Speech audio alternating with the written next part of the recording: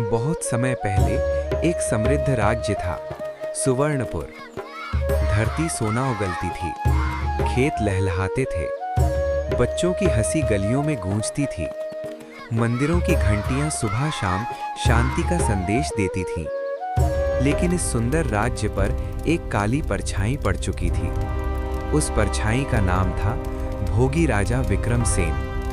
राजा शक्तिशाली था, धनवान था, लेकिन उसका मन भोग विलास में डूब चुका था।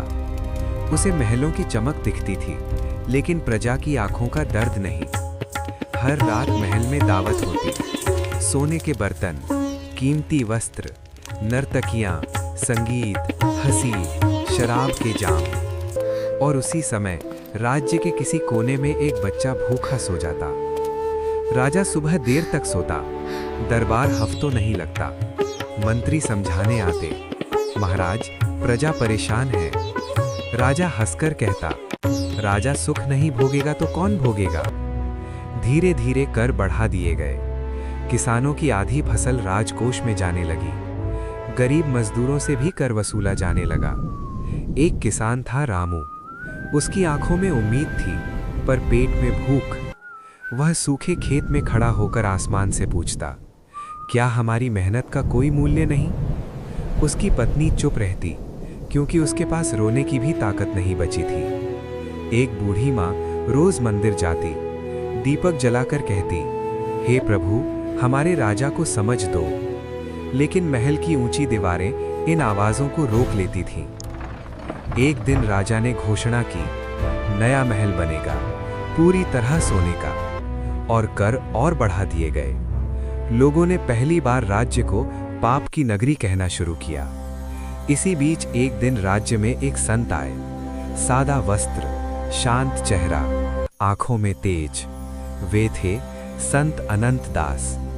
उन्होंने खेतों की सूखी मिट्टी को हाथ में उठाया। उन्होंने भूखे बच्चों को देखा।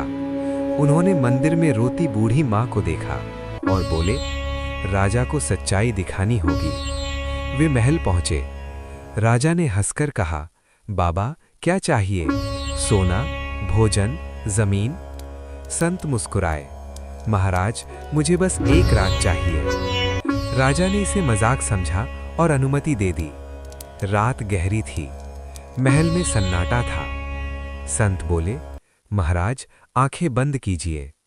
राजा ने आंखें बंद की और अचानक अंधेरा छा गया। फिर दृश्य उभरे। एक झोंपड़ी, एक बच्चा रो रहा था। माँ भूख लगी है। माँ उसे सीने से लगाए थी, लेकिन उसके पास देने को कुछ नहीं था। राजा का दिल धड़कने लगा। दूसरा दृश्य, किसान रामू सूखे खेत में बैठा था। उसके हाथ खाली थे, उसकी आंखों में हार थी। तीसरा दृश्य, बूढ़ी माँ मंदिर में रो रही थी, क्या हमारा राजा अंधा हो गया है। फिर दृश्य बदल गया। लोग महल की ओर बढ़ रहे थे, क्रोध से भरे। सिंहासन खाली था, महल टूट चुका था, राजा अकेला था। राजा चिल्लाया, बस ये क्या है।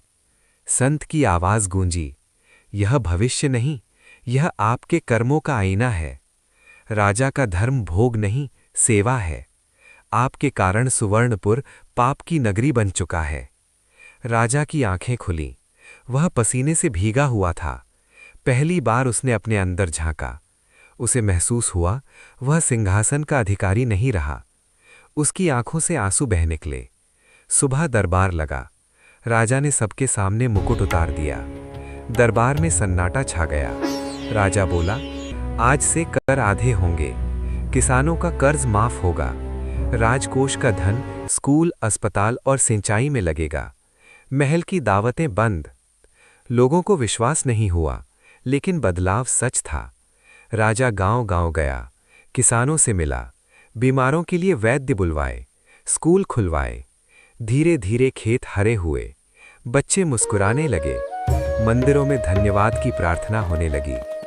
एक दिन वही बच्चा जो भूखा रोता था, राजा को देखकर बोला, अब हमारा राजा अच्छा है। राजा की आंखें भर आईं।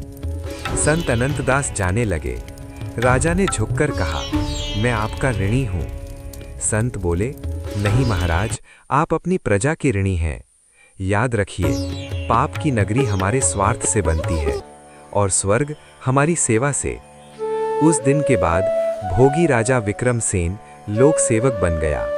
सुवर्णपुर फिर से खुशहाल हुआ और लोग कहने लगे, राजा वही महान जो पहले इंसान बने।